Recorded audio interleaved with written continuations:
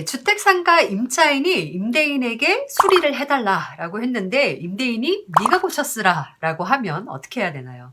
수리는 누가 해야 될까요? 이런 경우에 민법에서는 임대인이 하는 걸로 되어 있습니다. 민법 조문 볼까요? 민법 제623조 임대인의 의무. 임대인은 목적물을 임차인에게 인도하고 계약 존속 중 그 사용 수익에 필요한 상태를 유지하게 해야 할 의무를 부담한다. 이렇게 규정되어 있습니다. 만약에 임대인이 안 고쳐줘서 임차인이 대신했다고 하면 임차인은 임대인에게 수리비를 달라고 하면 되는데요. 민법 제626조 임차인의 상환 청구권 제1항 임차인이 임차물의 보존에 관한 필요비를 지출한 때에는 임대인에 대하여 그 상환을 청구할 수 있다. 제2항 임차인이 유익비를 지출한 경우에는 임대인은 임대차 종료 시에 그 가액의 증가가 현존한 때에 한하여 임차인의 지출한 금액이나 그 증가액을 상환하여야 한다. 이 경우에 법원은 임대인의 청구에 의하여 상당한 상환 기간을 허여할 수 있다. 상환기간을 더 줄 수 있다는 거죠. 민법에서 말하는 필요비는 주택이나 상가를 사용하기 위해 반드시 필요한 수선비 등을 말하고요.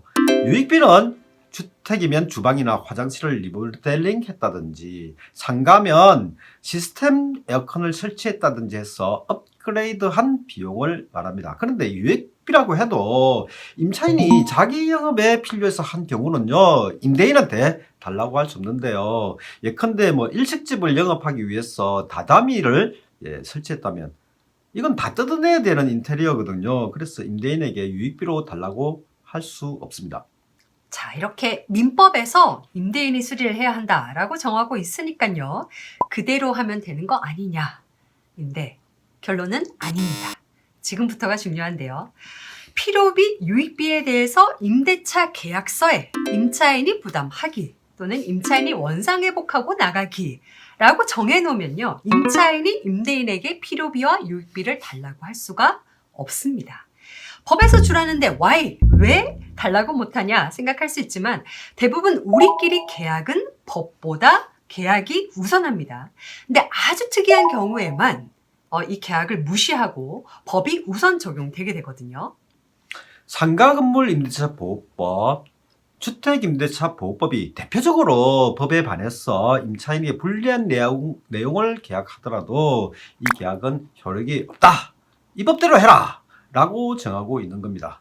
그런데 유익비, 필요비 이 항목들은 어디에 있다고 했나요? 민법에 있거든요. 민법에서도 일부 조문들을 강행 규정이라고 하는 경우는 있는데요. 그런 경우는 계약과 법이 충돌하면 법이 이제 적용되는데 우선 적용되는데요.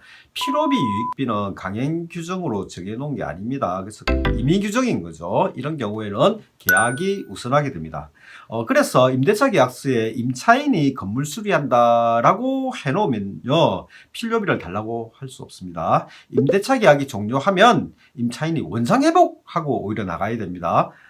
그래서 유익비를 달라고 할 수 없는 거죠. 네, 아니 그러면 건물의 누수가 너무 심하고 수리비도 엄청 든다. 그런데 임대차 계약서에 수리는 임차인이 해야 된다라고 정했다고 해서 임차인이 이걸 다 수리한다면 너무 과한 거 아닌가 싶은데 그래서 대법원이 이렇게 정리하고 있습니다. 임대인의 수선 의무는 특약에 의해서 면제할 수 있다. 그런데 이 경우에도 통상 생길 수 있는 파손의 수선 정도, 그러니까 소규모 수선에 한해서 이 특약이 적용된다.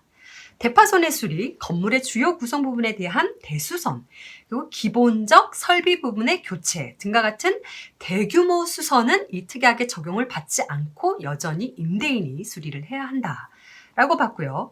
그래서 이 사안에서는 건물 수리는 입주자가 한다라고 되어 있는데 누수 현상이 점포 전반에 걸쳐서 나타나고 있고 또 지속적으로 반복되고 있고 또 이걸 수리하는데 전면적인 수리를 해야 되는 데다가 거액의 비용이 든다. 그래서 이 경우는 대규모 수선이고 여전히 임대인이 수리를 해줘야 한다라고 봤습니다. 그러니까 이제 일반적인 수선을 한다 이렇게 돼 있을 때는 이제 대규모 수선이 필요한 이제 누수 같은 거는 이제 적용이 안 돼서 임대인한테 여전히? 요구할 네. 수 있는데 만약에 특약에다가 뭐 특별한 사정으로 누수도 뭐 임차인이 해야 된다 이렇게 적어 놓으면 또 사정이 달라지지 않을까요? 달라질 수는 있겠지만 만약에 이제 너무 비용이 과다하게 드는 거다. 뭐 임대차 목적물의 차임 대비해서 비용이 너무 세다라고 하면 거기에서 예정하고 있는 것도 적당한 정도의 누수지 너무 많은 비용이 드는 것까지 포함을 시켰다고 볼 수 있을지는 좀 의문입니다. 예, 그래서 이제 그 계약서에다가 특약으로 이제 상세하게 적는 게 이제 중요할 것 같습니다. 네. 자, 정리하면요. 임대차 계약서의 수리는 임차인이 한다고 되어 있지만요.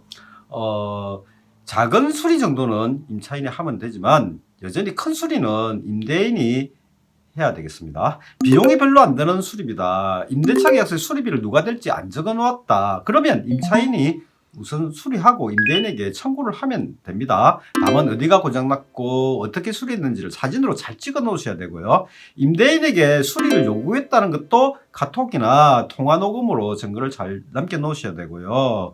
필요하면 내용증명 우편으로 보내야 합니다. 수리업자에게 수리비를 지급한 것도 계산서를 받거나 계좌이체를 해서 증거를 잘 남겨 놓으셔야 되는데 현금으로 주시면 안 됩니다. 비용이 많이 드는 수리비고 건물 자체 설비에 문제가 있어서 그런 거다 하면요. 임대차 계약서에 뭐라고 적혀 있던 임대인에게 수리를 요구하면 되고 마찬가지로 증거를 잘 남겨 놓으셔야 되겠습니다.